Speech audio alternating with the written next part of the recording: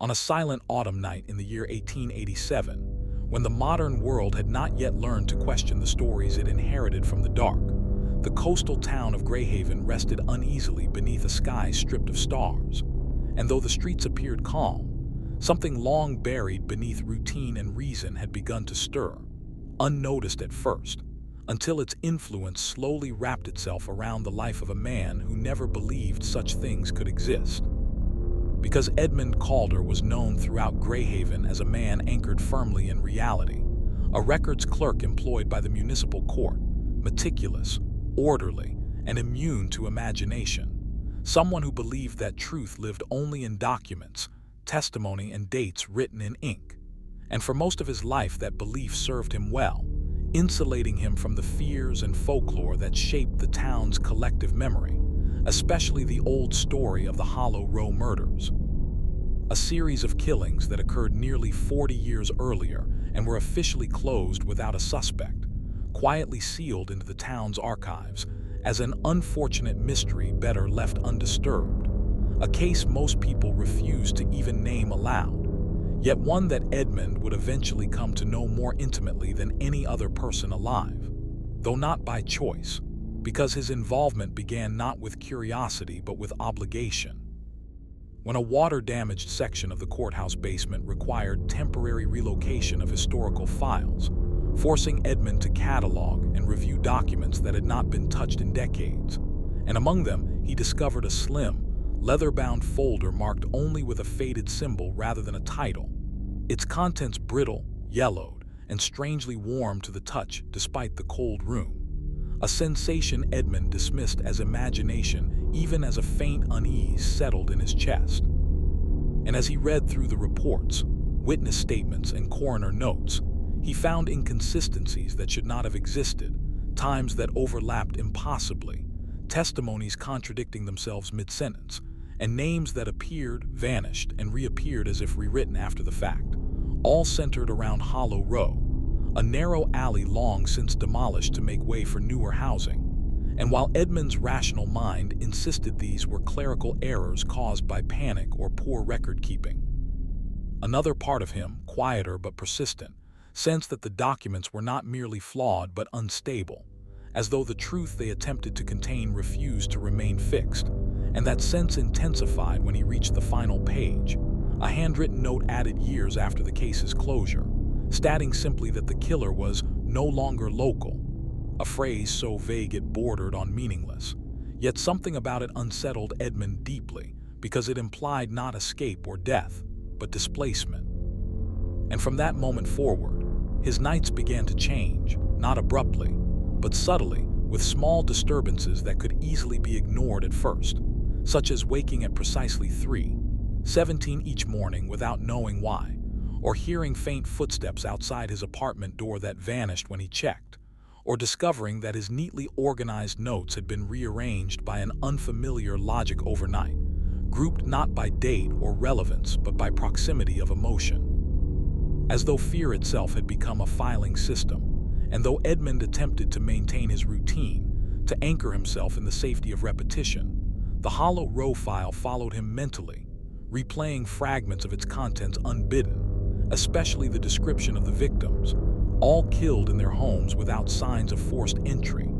all found positioned carefully as if placed rather than discarded, and all reportedly expressing a sense of being watched in the days before their deaths. A detail the original investigators dismissed as hysteria, yet one Edmund could no longer ignore as he began to feel the same sensation, a constant awareness of observation that did not come from any visible source. And as days passed, he found himself walking routes he did not remember choosing, drifting toward the site where Hollow Row once stood, now a quiet residential block indistinguishable from any other, yet radiating a wrongness he could feel in his bones, the air heavier, the sounds duller. Time itself slightly delayed, and it was there, standing between two identical houses, that Edmund first understood that the murders were not bound to the past, but to location, not to a person but to a pattern, because Hollow Row had not simply been a place where violence occurred, but a structure that enabled it,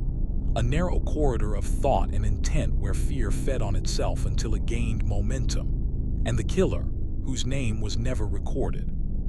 had not been the source of that force but its most efficient expression, someone who learned how to move with it, how to let it choose for him. And when the alley was destroyed, the pattern did not vanish but scattered, embedding itself into the spaces that replaced it, waiting for someone capable of perceiving it clearly enough to reassemble it. And Edmund, through his obsession with order and truth, had done exactly that, not by reenacting the crimes but by understanding them too well, aligning his mind with the same obsessive focus that once drove the unknown killer. And this realization did not come as a dramatic revelation, but as a quiet certainty that settled over him one evening as he reviewed the files again,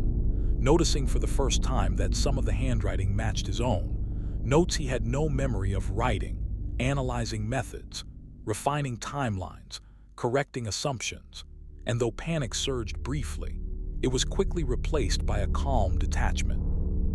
The same emotional distance described in the psychological profiles of the original case. And from then on, the boundary between observer and participant eroded steadily as Edmund began to sense the pattern's needs, its preferences, its rhythms, understanding when tension peaked, when release was required, and most disturbingly, how the town itself contributed unconsciously, through shared anxiety, gossip, and denial, fueling the same conditions that once allowed the murders to occur. And while no new deaths were reported immediately, subtle changes rippled outward, neighbors complaining of insomnia, pets refusing to enter certain rooms, children describing a man who stood in corners and watched without moving, and Edmund documented it all meticulously, believing himself to be preventing something worse by maintaining awareness, by controlling the narrative, unaware that control was the illusion the pattern required most. And it was only when the first new body was discovered, decades after the last, that the truth became undeniable, because the victim had no direct connection to Edmund. No motive, no history, only the same signs reported long ago, the same careful placement, the same absence of forced entry, and the same expression of recognition frozen on the face, as though the victim had understood something just before the end. And as the town descended into fear once more, Edmund felt not horror but relief, a sense of inevitability fulfilled,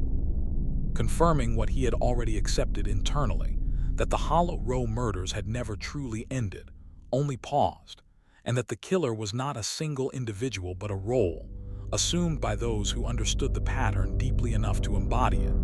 And as investigators reopened the case, retracing old steps, they found themselves strangely misdirected, their attention drawn away from Edmund by inconsistencies he himself had seeded into the records. Corrections that seemed helpful but subtly altered interpretations, guiding suspicion elsewhere, repeating the same cycle of confusion that doomed the original investigation. And in this way, Edmund did not flee or hide, because the pattern did not require escape, only continuation. And by the time anyone considered him a possibility, the documentation had already shifted again. Dates changed, notes amended, reality subtly rewritten through official language.